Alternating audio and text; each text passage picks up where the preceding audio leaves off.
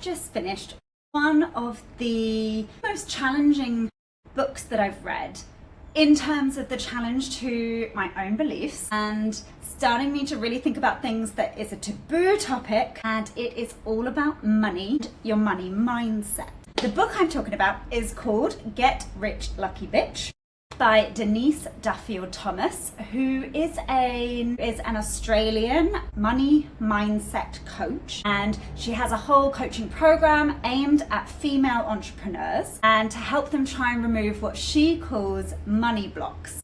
Now, I've never really read a book like this before. I've read one money one, which was Millionaire Teacher, and I'm actually going to do a whole series on all the money books that I'm going to be reading and trying out some of the things from them and seeing if I feel any richer, what's effective, what's not. So subscribe if you're interested in that playlist in the future. Now, I think I've never really read a money book before, so I didn't really know what to expect. I've never ever thought about my own money beliefs, so that was quite an unusual challenge for me. And I also think it's just such a taboo topic sometimes. One of Denise's main things that she wants to get across in her book, and I believe in her money bootcamp, is that women need to know their worth. She references a lot of disasters, particularly some celebrities with people who got rich really quick and into fame and suddenly had all these millions, and then they completely crash and burn. And she references several well-known celebrities that this has happened to over the years. And she's saying they're really no different from your average person. Their money has just perhaps got a few extra zeros on the end. And a lot of it is quite an empowering message about how women need to take back control of their finances, that we need to not be afraid of talking about money, and we need to not be afraid of being wealthy, which definitely brought up some emotions for me, and I'm going to talk about those a little bit later in the video. So one of the main things that runs all the way through this book is the idea of being able to manifest money, and I'm sure lots of people have lots of different opinions about manifesting. I think I have a bit of a mixed view of manifesting. I feel like I've definitely done it before, sometimes almost unintentionally, and sometimes the things that I've manifested have come true, but like many years later. For example, I'm a teacher, and I actually interviewed for the job that I'm currently in 4 years before starting it, and I didn't get the job, and I was like, okay, that's fine. You move on. I was obviously disappointed. I had really wanted the role.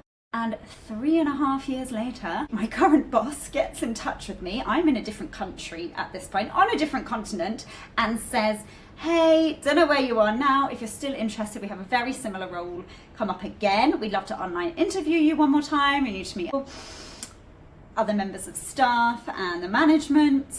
And so I did, and I got the job. And it's really interesting because it's the job I was trying to manifest 4 years before. And it came along. So perhaps I had to go and do some things for those 4 years in between, which I did. So that's really interesting. So I have some interesting things about manifesting. There's also a little part of me that feels like when we are so desperate and chasing something, then it's just going to get further and further away from us. I don't know if any of you have felt like that before, but I think that grasping, that turns me off things as well. So this book really kind of taught me maybe to be a little more open-minded about manifesting. I think you have to be open-minded to read this book because she talks a lot about the universe, knowing what you deserve and your worth. So definitely bear that in mind if you are going to read Denise's book. She's published quite a few others. This is the first one I've ever read by her. One of the things that she talks about in the book is about tracking your money, which I guess seems obvious to a lot of us, but I'm pretty sure not many of us do it. Let me know if you track your money below and you know where every single thing is coming and going, because I certainly don't. And I guess I'm in a lucky position of privilege in order to not have to track every single part. But Denise is a millionaire, maybe a multi-millionaire by now, and she really recommends doing that. And it's not to necessarily cut back on things, but it's to know where is your money going and is it aligning with what you believe. So I think that's really interesting. So as a result of this book, I have actually started tracking my finances. One of the top experts in the UK called Martin Lewis, and if you're not British, you've probably never heard of him, but he has a whole website called Money Saving Expert. And on it, he's got such a good free expense budget tracker where you put in everything and it literally like nudges you with the different list of things. So from beauty treatments to one-off holidays to charity giving, to try and track all of these things. So I'm actually going to link that below if someone is interested in trying to get hold of their budgeting, because I think it's really useful. I've already shared it with a load of friends. And I just think it really helps us all to be mindful, to make sure we're spending our money in ways that align with what we believe and also the future that we want. So that's one of the changes that I've made so far after reading this book.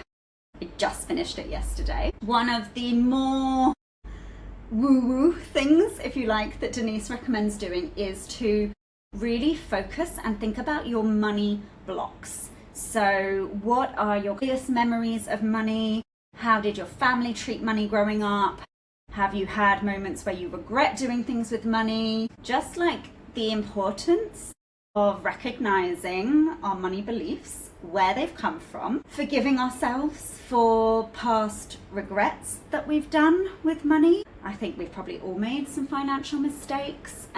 She references overspenders as well as the underspenders, and I think it can appeal to like a really wide range of people about this quite taboo topic. I loved that she talks a lot about forgiving yourself, forgiving others. Perhaps you've been cheated or scammed out of money before. And I think that probably a lot of us carry a lot of money shame. Denise really recommends like acknowledging this and releasing it.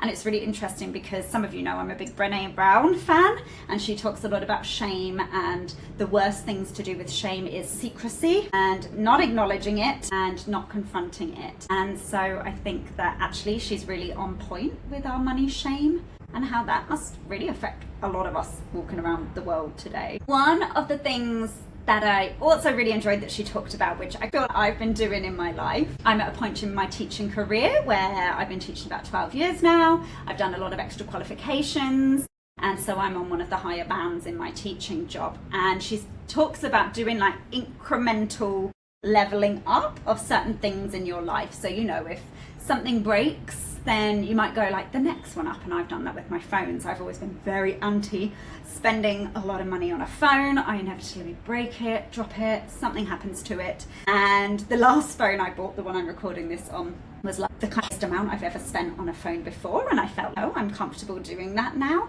whereas I wouldn't have been in my last job, certainly not. And so that was really interesting because I thought, yeah, that's something naturally that I've been doing. And she really recommends doing it with all sorts of different things, even talking about trying to convince herself that she would deserve to fly business class. And she's Australian, so I guess really long flights from Australia as well. And I personally always felt, oh my gosh, I would balk at spending the kind of money business class. And she was saying that she had to do it in like really incremental steps. So first she would go like premium economy, and then whatever the next one up, or then like a short business class flight and like things like that. And I think that's a really interesting way of thinking about how we treat ourselves, and not trying to make one giant jump and blowing through all the money that you might have just got in a bonus, for example, but it's having that, what she calls a first class lifestyle that aligns with the money that you're making and the money that you want flowing in.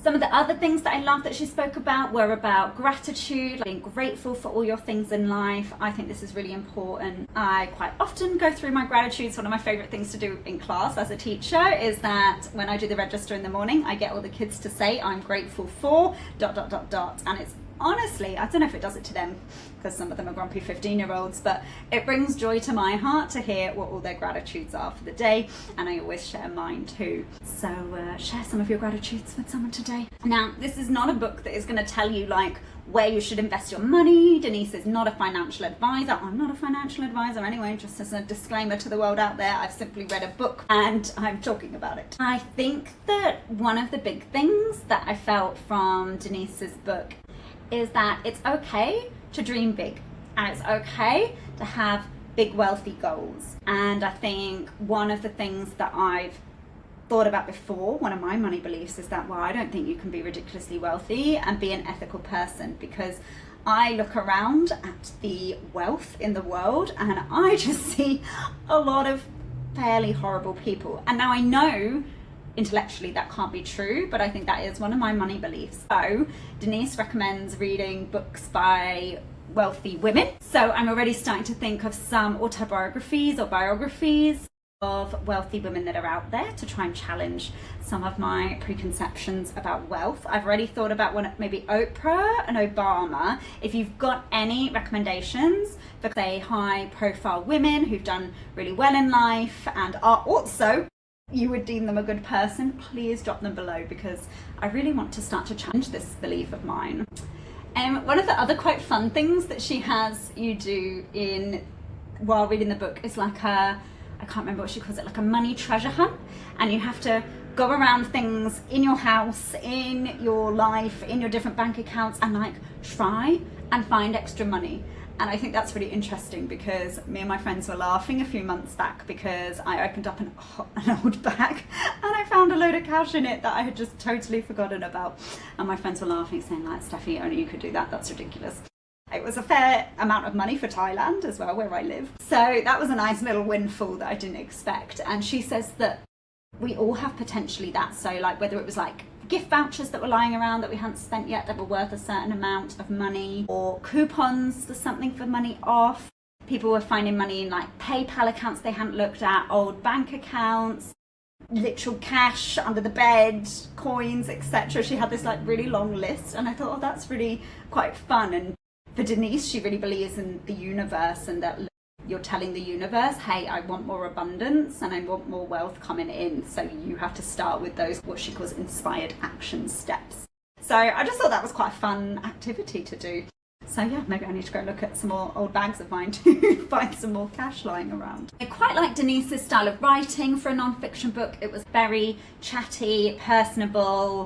Obviously it's called Get Rich Lucky Bitch, so if you don't like swearing, it might not be the best book for you. Not that she swears all the way through it, but just, you know, she's quite loose with her language, I suppose. I really like this quote. It's not by Denise herself. She has these like financial quotes by different celebrities, from Beyonce to famous writers, peppered all the way through. This quote is by someone called Eleanor H. Porter, and it says, "Money won't buy happiness unless we exchange it for the things that will bring happiness. If we don't know how to get any happiness out of $5, we won't know how to get it out of 500 or 5,000 or 500,000. And I really like that a lot of things that Denise was talking about are living your rich life and living it now. Live like you feel rich. That doesn't mean squander all your money and get into credit card debt. It means spend your money on things that make you feel rich. And that might not be a Lamborghini. It certainly isn't for me. I've actually never owned a car. But it's on, oh, okay, I'm gonna get a slightly nicer bottle of wine from the shop for Friday night. I need my office chair that needs replacing. I'm gonna go and get the slightly nicer one up from IKEA. Just little increments like that that can make us feel like we're worthy of a good, successful, and abundant life. I will actually reread this book, and I do recommend it to you if you feel that you are open-minded enough to deal with like the law of attraction and manifesting and universe things, because I know that's not everyone's cup of tea. But give it a go. If you've read this book or any other kind of financial money mindset books, drop your recommendation below. I'd love to read them.